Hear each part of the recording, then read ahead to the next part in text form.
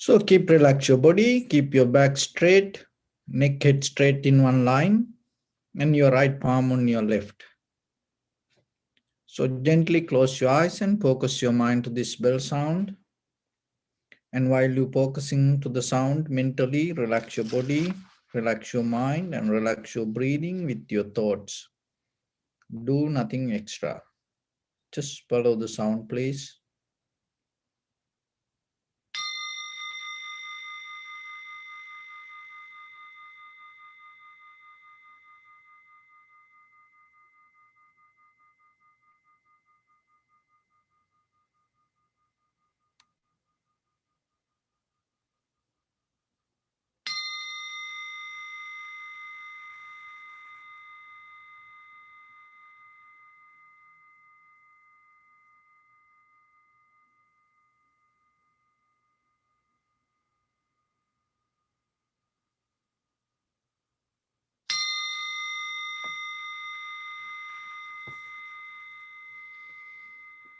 Namo tassa bhagavato arahato samma sambuddhassa. Namo tassa bhagavato arahato samma sambuddhassa. Namo tassa bhagavato arahato samma sambuddhassa. Homage to the Blessed One, the Exalted One, the fully enlightened One. So bring your attention to your body and scan head to toes 3 times yourself and say Sopatveva, or may I be well and happy.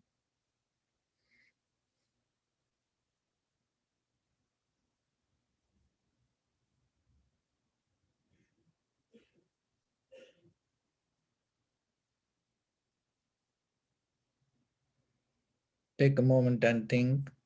We gathered here in this moment to practice this ancient meditation technique. All the Buddhas, all the enlightened masters followed this path and achieved wisdom. So we also gathered here to accumulate that knowledge. In this moment with this sitting, may my body become more comfortable. May my breath be more smooth. May no difficulties come to me. May all the success come to me. Also think for a moment. This is the last moment we are spending in this very lifetime. And detach your mind from all your past memories and as well as any kind of future thoughts.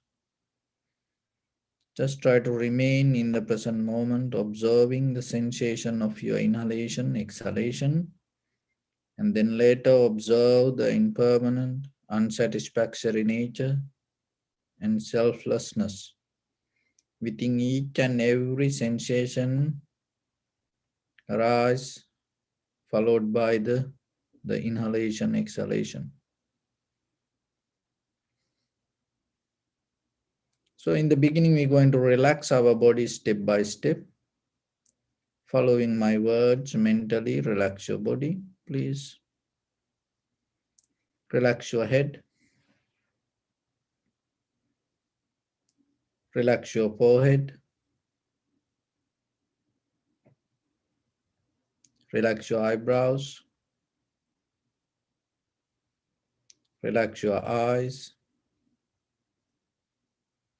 Relax your ears. Relax your nose. Relax your upper lip. Relax your lower lip.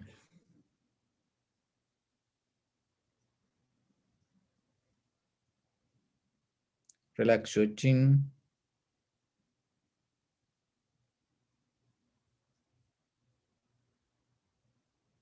Relax your whole face muscles.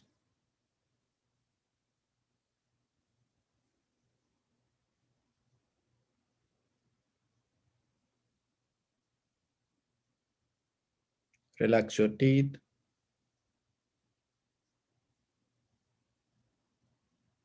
Relax your tongue.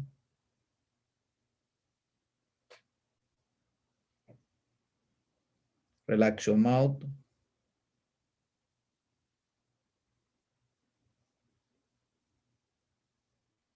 Relax your throat.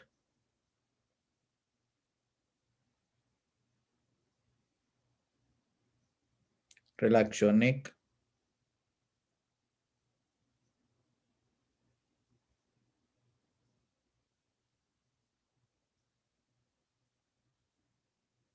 Relax your shoulders, arms, elbow, forearms, palms, fingers, fingertips.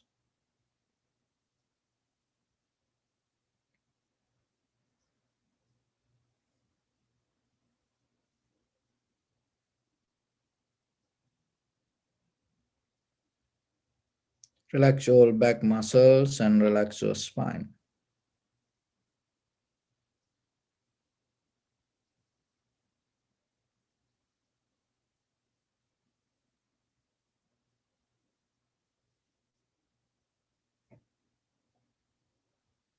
Relax your chest and relax your abdominal muscles.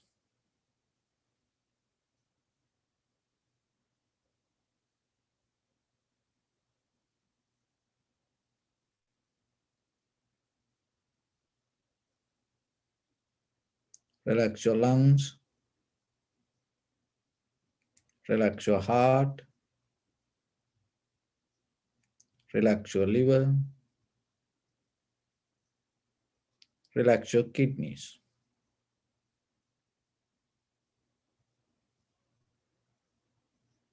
Relax your gallbladder.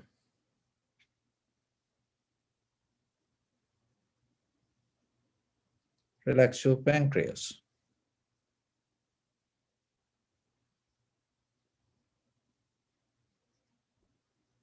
Relax your small intestine.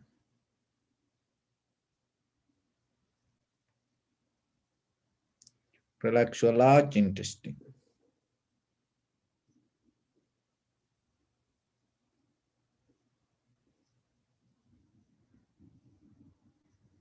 Relax all abdominal organs.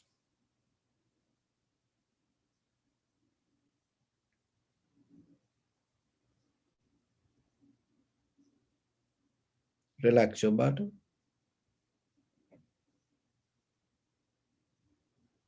Relax your thigh.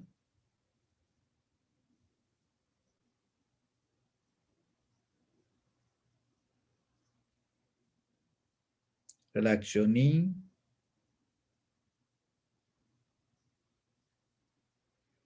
Relax your calf muscles.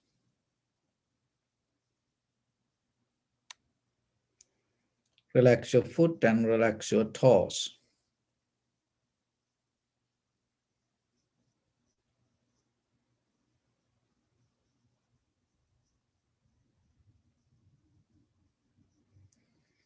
Relax your whole body muscles, tendons, ligaments, bone marrows, and whole skeleton.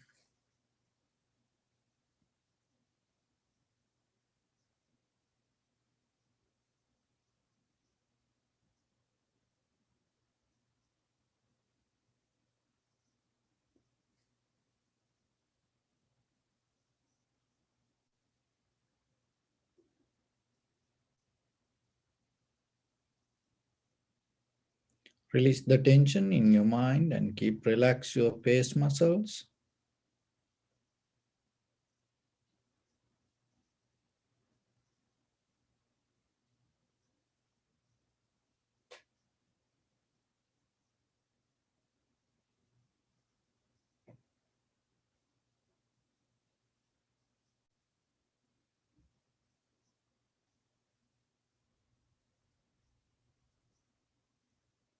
Keep your attention to in front of your nose and your upper lip area. And deeply and gently breathe in, breathe out 3 times and find the sensation, please.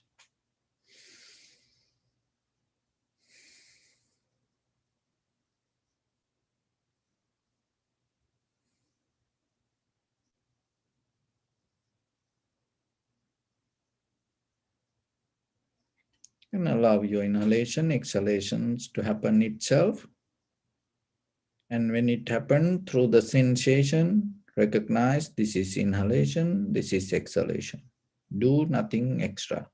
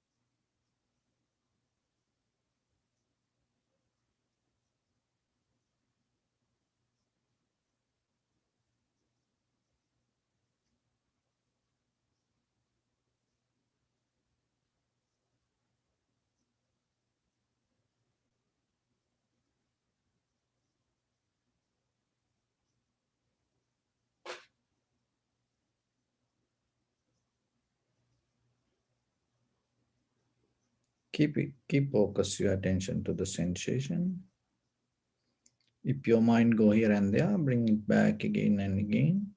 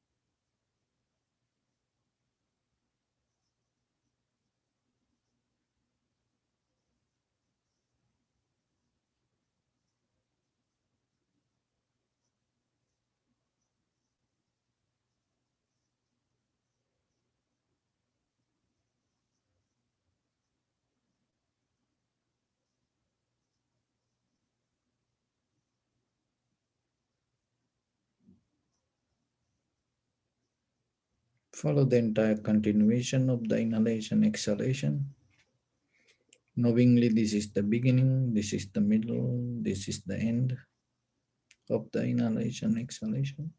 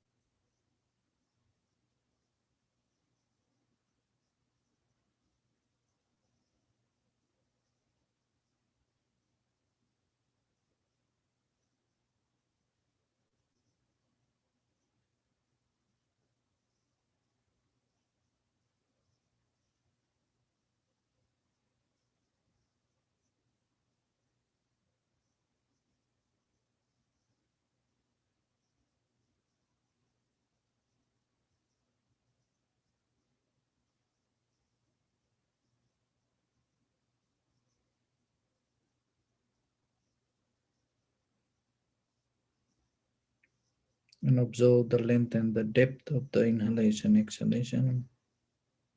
Also, some inhalation, exhalation become longer, shorter, heavy, soft, warm, cold. Just recognize and accept it.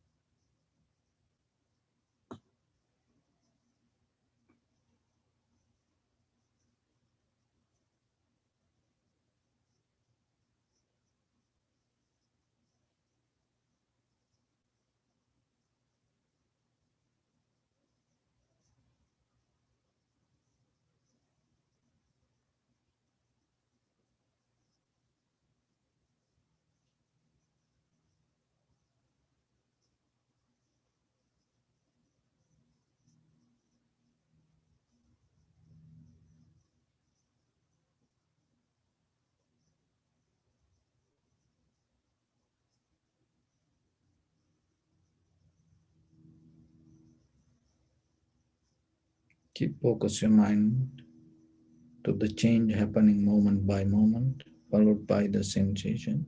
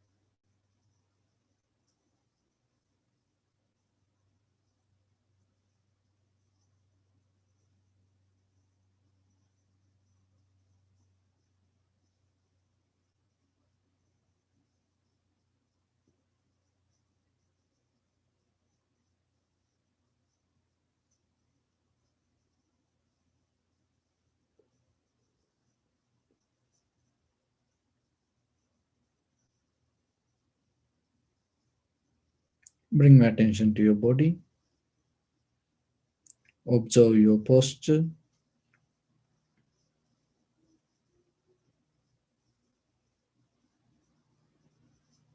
We cultivate loving kindness and compassion in our heart and radiate it as a light through entire your compound, village, city, state, country, world, around this universe.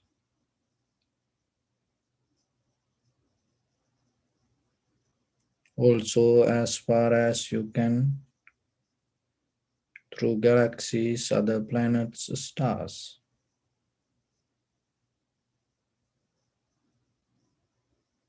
Reminding yourself like this.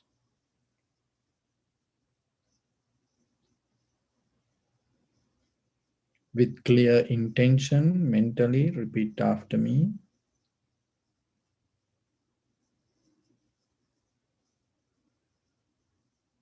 May all living beings in this universe be well and happy.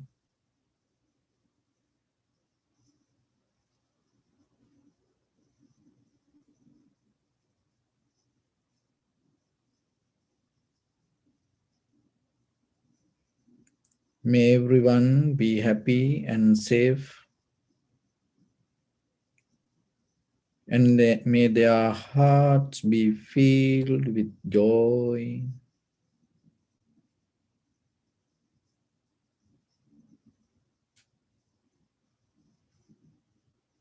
May all living beings live in security and in peace.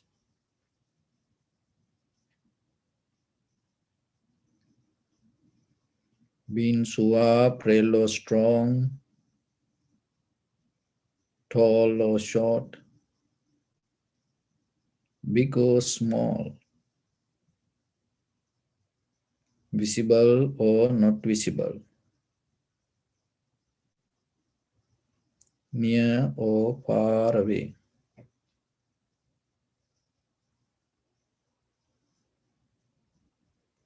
already born or yet to be born.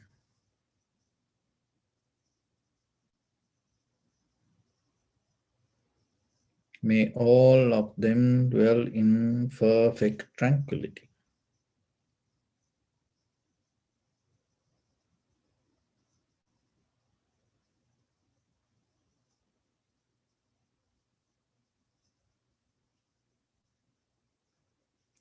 Let no one do harm to anyone.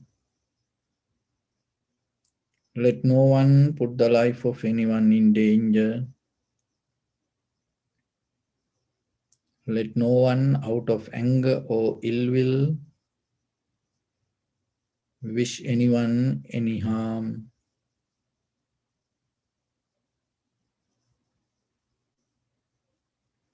Expand the loving kindness and compassion beginning from your heart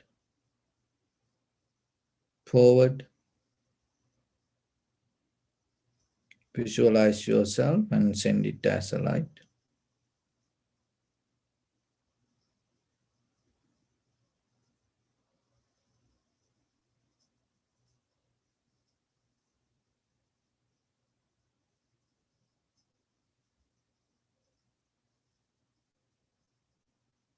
to your backside,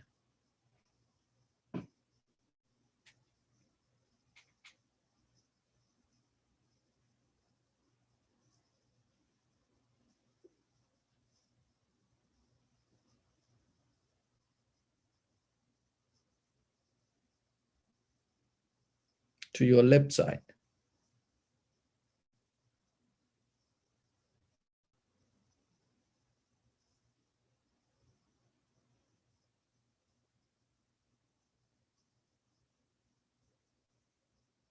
and to your right side.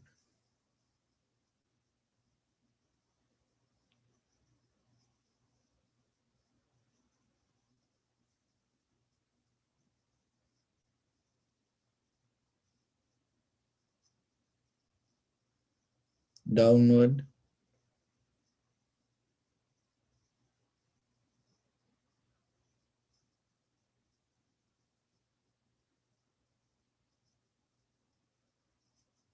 and upward.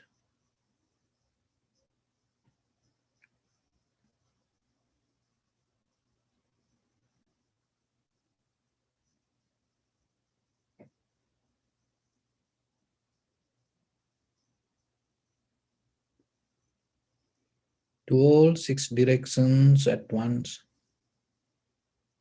like the moon, the sun, spread the light, spread the energy without any condition, without any limitation, without any resistance or without any judgment. Let your heart to shine with the loving kindness and compassion from the bottom of it with the maximum effort to the highest. Wishing yourself, may all living beings in this universe be well and happy.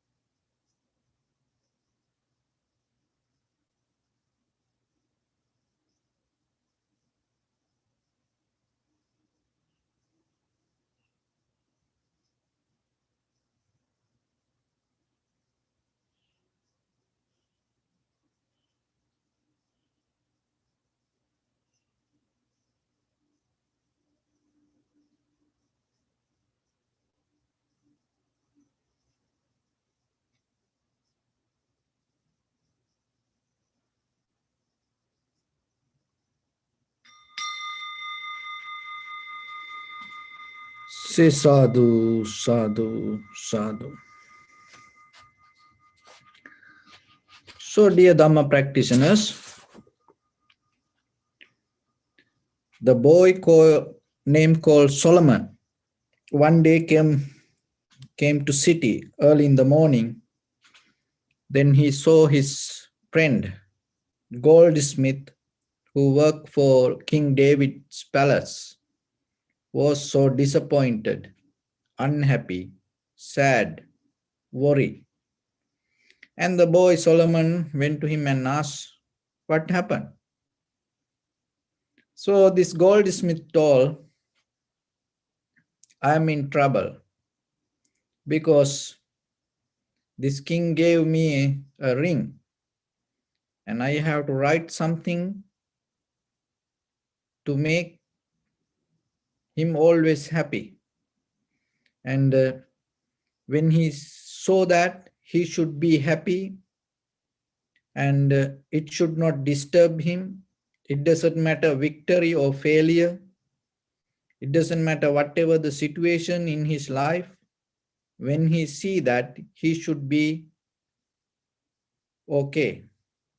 So I cannot find something to write." So then boy Solomon told, "Don't worry, just write this." The goldsmith was shocked. Then the Solomon told, "Write this. This too shall pass." So, dear devotees, whatever in our life, life is like a roller coaster. Things go always up and down. But you always have to remember, we keep move forward. No matter what, we keep moving forward. So then yourself, whatever the situations come to you, you experience it and you understand it. But always remember that experience come out of conditions. So by the time that all going to change. But the important part is what you can learn out of it. Because what you learn whatever your inner behavior, the way you react to that, going to go with you. So then always, whatever the situations come to you, remember, get the best out of that situation and move forward. So our life is like a muddy lake. That muddy lake, what one time Buddha mentioned, it's our self-view. This self-centered view is like a huge web net created by the greed, hatred, and the delusion mostly. So then with this self-centered mind, whatever we experience, it always somehow try to get something related to greed, hatred, and the delusion. So this practice help us to little by little purify ourselves and get out of it and nourish your heart with all the profitable skills. So it is a method that you have to develop. One is get out of all the unnecessary unprofitable skills. Another thing is developing all the good profitable skills in you. And that all should be in your mind. So when it comes to that, we have a purpose to do this all. That purpose is attaining to the ultimate bliss of Nibbana. So that is our highest purpose. But on that journey, in this tranquility state, in this conventional life, and we have to have a very comfortable, undisturbed life. And at the same time, you have to remember, you should not live for the world. You have the husband and wife. You live with the husband and wife, never live for the husband and wife. You have children and parents, never live for the children or never live for the parents. You live with them. And you live with the world, never live for the world. It is two different way of living. Why? Because end of the day, this everything going to go away. And then you have to move forward just by yourself. That is the bottom line. So when you move forward just by yourself, because there is a moment come, no one can help you. You have to tackle everything by yourself, only by your own skills, only by your own wisdom. Even though other people love you, help you, even though other people and have think about you, even though other people have the compassion about you, there is a moment come. No one can come to the middle of you and help you. This by yourself you have to handle. We all have that moment. So then in day-to-day life, you remember yourself. When you live for yourself, you get prepared for that. How you can prepare for that? Strengthening your wisdom. To strengthening your wisdom, in the beginning you have to strengthen your awareness, understanding. It is not just the knowledge. Knowledge is important, but mostly that knowledge conventional. Beyond the knowledge, to gain this wisdom, we have to be very clear with our mental practice. So that's why we keep practice this tranquility meditation and vipassana meditation, giving you that strength and providing that opportunity for you. Because end of the day, that will be your strength. That will be your guardian angel. That will be your light that show the path yourself to move forward. And if you develop that little by little, and you will can find the purpose deeper in you and get nourished out of it and become better better day by day. So when it comes to Buddha's teaching, one time Buddha mentioned, there are 5 things that you have to be very clearly understand. It is mostly invisible, but we all experience that. If you able to understand these 5 things, and you become very successful in this spiritual path. So as you know, these senses, these faculties, these physical faculties we have, we can see things and we can experience things in this world because of these senses and faculties. And we can grab, your eyes can grab the colors or the pictures or the light. Your ears help to experience the sound. Nose help to experience the aroma. Tongue help you to experience the taste. Body help you to experience the sensation. And the mind will help you to experience all the phenomena or the dharmata. But there is something invisible, deeply. It is kind of like a senses. It also like a faculty. So if you able to understand that, then that will be the end of this sansaric journey. So it's mainly, it also introduced as a faculty, and it also introduced as a senses. So one is the physical pain. So the physical pain and the physical comfort. So it is invisible. Kaikang dukkang, kaikang asatang. So the kaikang dukkang mean the physical pain. Asatang, the kind of like unpleasant feelings. And this all the physical pain, unpleasant feelings, tightness, heaviness, that everything in our body, but it is invisible. But sometimes it works as a faculty and sometimes it works as a senses.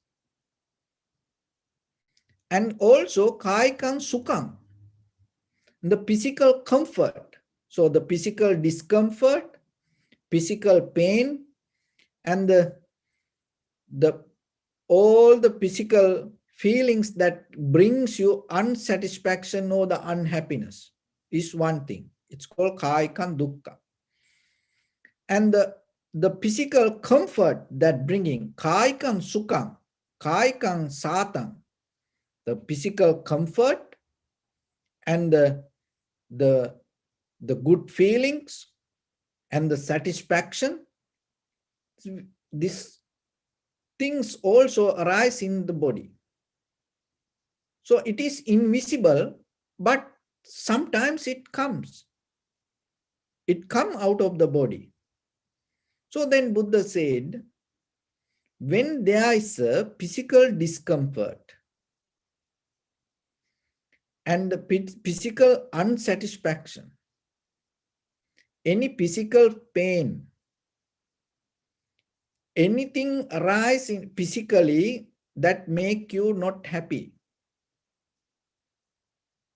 Now, always remember, there is a foundation for that. But the thing is this, when a physical pain arises to us, so what we does, we don't look for the foundation, we just react to it. So, but that's why you cannot find the another thing is when there is a physical comfort or discomfort arise, and sometimes mostly we look outside reason for that.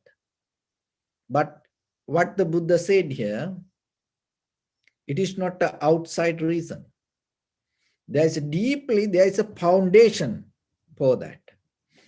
Another thing is, there are that invisible reasons that you cannot see for that discomfort or the satisfaction. This is physical. And physical discomfort or the physical comfort, physical unhappiness or physical happiness, physical unsatisfaction or physical satisfaction. For this all, whatever arises in your body, there is a foundation for that.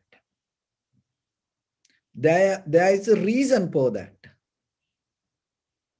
which you don't see. Another thing is that all arise in the body, not coming from outside reason. It arises in the body. So then as example, when you have a physical pain, like a back pain, and sometimes you think, I have this back pain, I want to check my horoscope. And then you go to the horoscope reader and he tell, oh, this time that the stars in the bad place, within few days, it's going to change, also like that. So see, that you put that entire universe as a reason for your back pain. So, and sometimes, the people have the different places in your body, the different planets, name.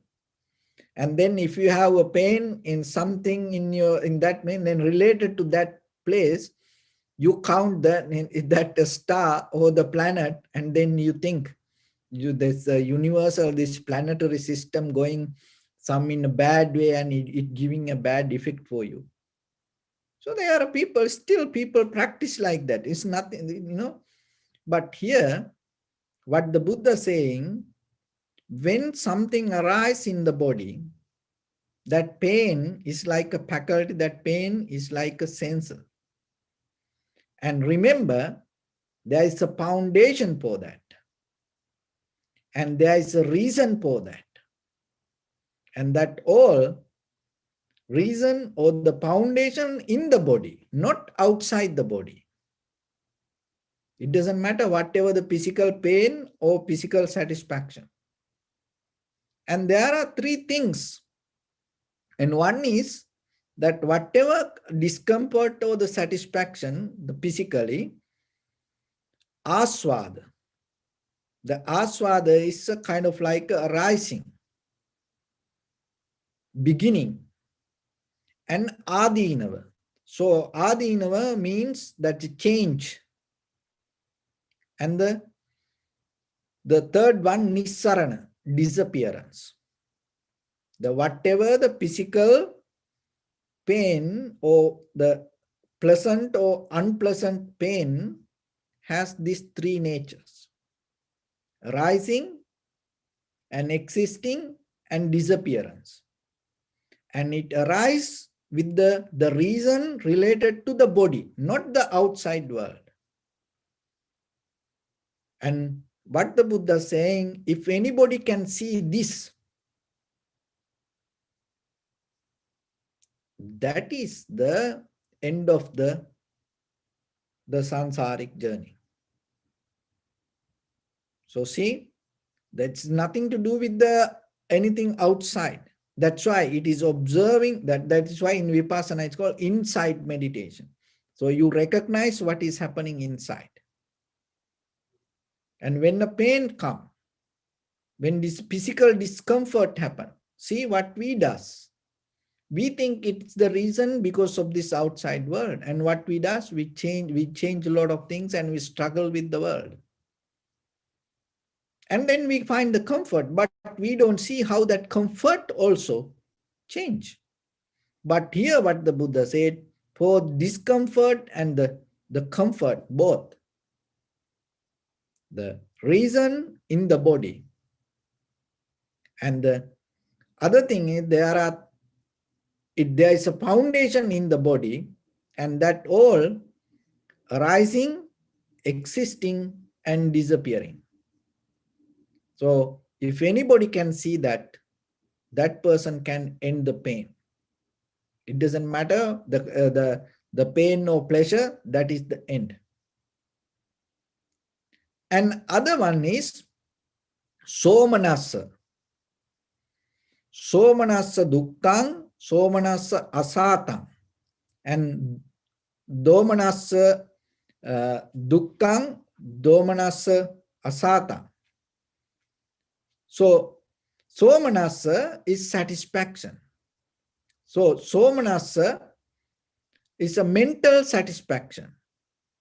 So whatever you mentally satisfied, and sukhang satam. So whatever mentally you satisfied, and that there is a reason in your body, in your mind, and there is a foundation in your mind. And it is not happen because of the outside. So another thing is that all the mental satisfaction arise in the body, existing in the body, in the mind, disappearing in the mind. So all the mental unsatisfactions arise in the mind, arise in existing in the mind, and disappearing in the mind. So whatever mental satisfaction or whatever mental unsatisfaction, whatever mental comfort or whatever mental discomfort, that everything has a reason in the mind, not somewhere else. So if anybody can see that, that is the end of the mental dissatisfaction or the mental satisfaction. And there are three ways: it arise, exist, and disappear. It never going to be forever. And when it exists, the arising arise by itself, not because of something else. And it exists itself, and it disappear itself. When it disappear, it never going to leave anything there.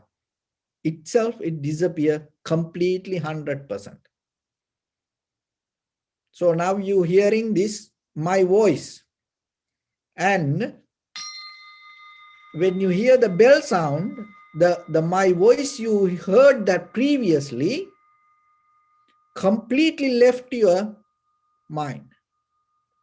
It didn't stay there. And then after that, when you come to that, the bell sound, and it completely stay there, and then when it disappear, it never leave anything there. So that mentally the same, whatever thought arise, moment by moment, satisfaction or dissatisfaction, mental happiness or mental unhappiness, it arises in the body, and there is a foundation for that. They don't think it arises just by mistake. That sometimes we think, when the pain come, or even that whatever come, that the unsatisfaction arise in our mind, and we keep neglecting, and then what will happen? It becomes stronger. The suffering is the first noble truth that we cannot neglect. When it comes to the Buddha's teaching, the main foundation is suffering. It is there. Don't think it is not there. That's why the Buddha come, and that was the very first time Buddha said, there is suffering.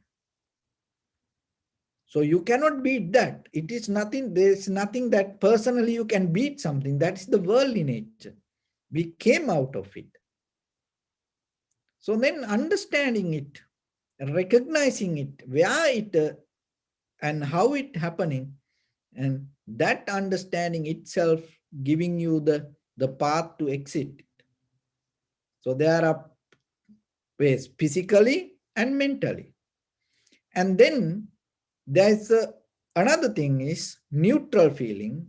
It's called upekka.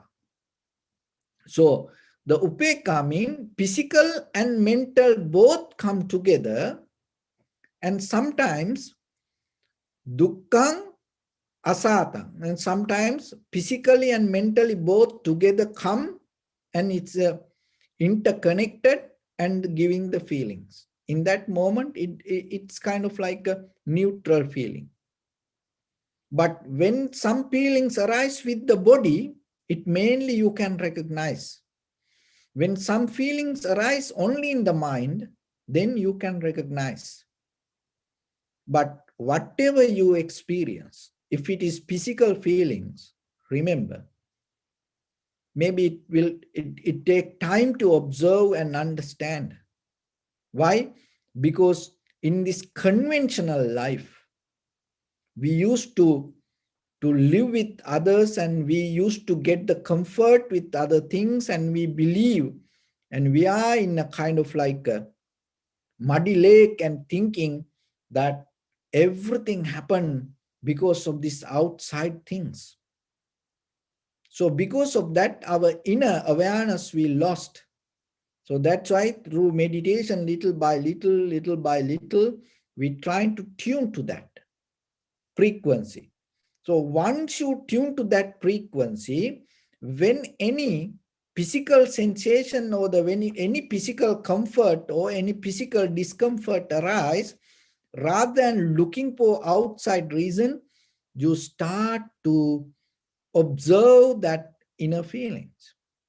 And then you're not going to worry about it, or you're not going to be too happy about it. Why? Because you know it has a nature. What is the nature? It arises itself and exists itself and disappear itself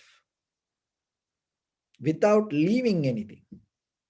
So once you know that, just imagine you observe it, you recognize whatever the mental pain, happiness or unhappiness arise itself, exist and disappear itself. Once you know that, what will happen? So naturally, you're not going to react to that. You become naturally calm down. You're not going to worry about that. And you're not going to be happy about that. And you're not going to hold it to that.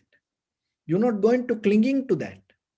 So in the present moment, you observe that, and then that understanding itself help you to get out of the desires. Because naturally then, why we have the desires? Looking for physical or mental satisfaction. But once you deeply experience this, in the moment, your mind naturally get out of that, the strong desires that we bound to this unseen future world. So in that very moment, your mind itself experience the freedom from any satisfaction or dissatisfaction, physically or mentally, even, or it get out of all the neutral feelings. So that is the ultimate bliss of Nibbana that you can experience. But deeply, we maintaining, rather than understanding and seeing it, we trying to maintain day by day, changing things, we try to maintain. So maintaining means you feeding to it. But through the meditation, little by little, if you able to experience that and recognize it and see the behavior of it, and then you're going to see it. You can see it. So it is there. So that's why Buddha said, if you able to give some times and practice yourself, and you will experience that. But sometimes we come to point, why then the people cannot see it?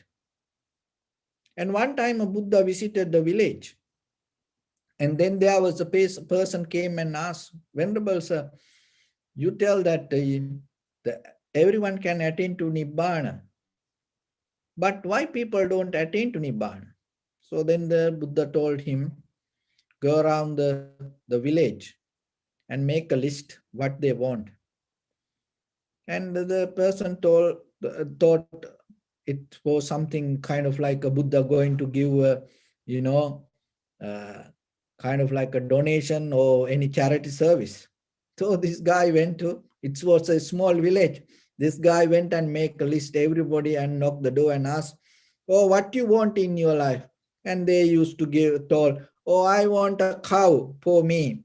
Oh, I want a paddy field for me. Bull cart for me. It's bull cart that time was kind of like, the it's like a Ferrari.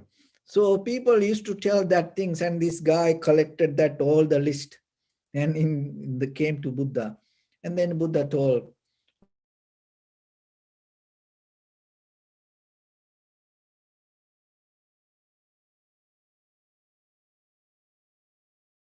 you want a cow, but why people are not attaining to enlightenment?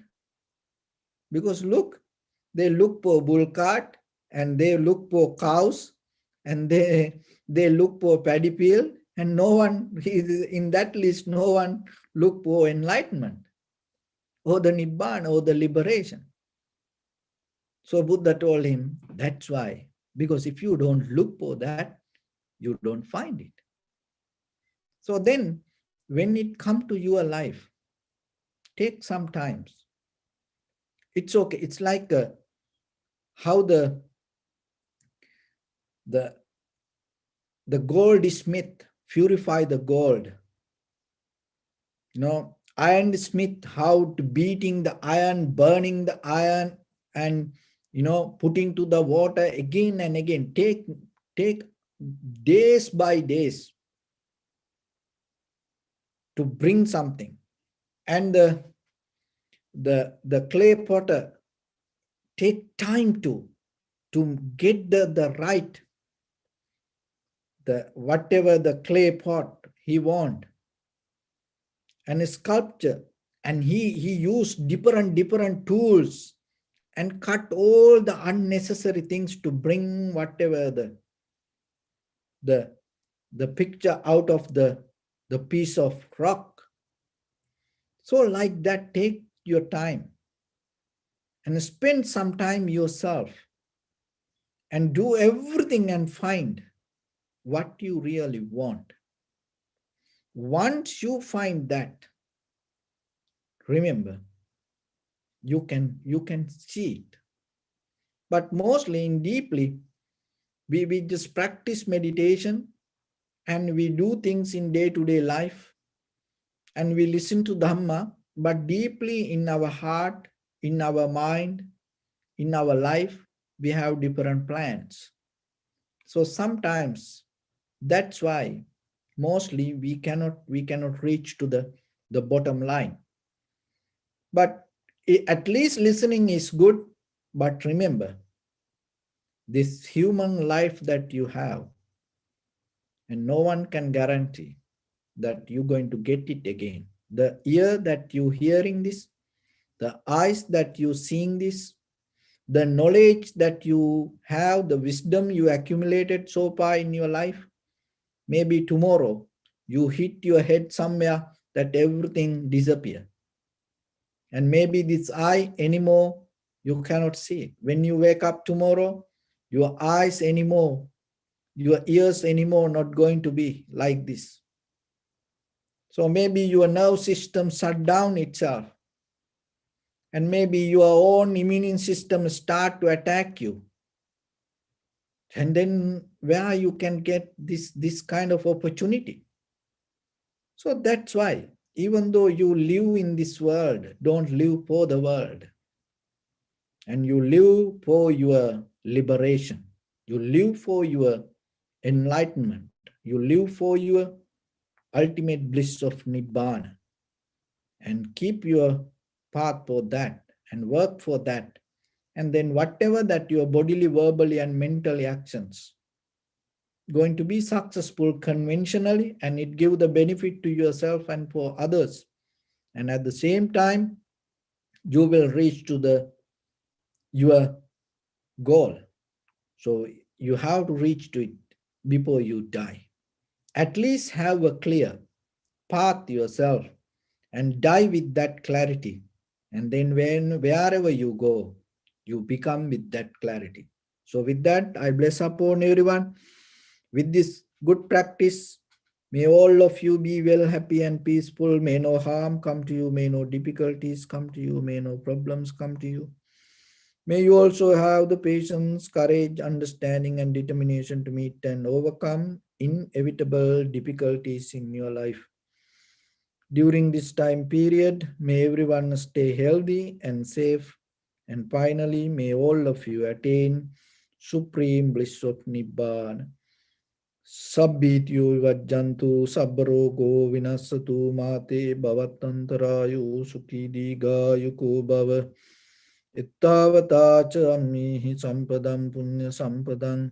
Sabbe deva numodantu sabba sampatti siddhya sabbe bhuta numodantu sabba sampatti siddhya sabbe satta numodantu sabba sampatti siddhya idam me punya kammang asavakkaya vahang hotu sabba dukkha pamuncatu. Bless you.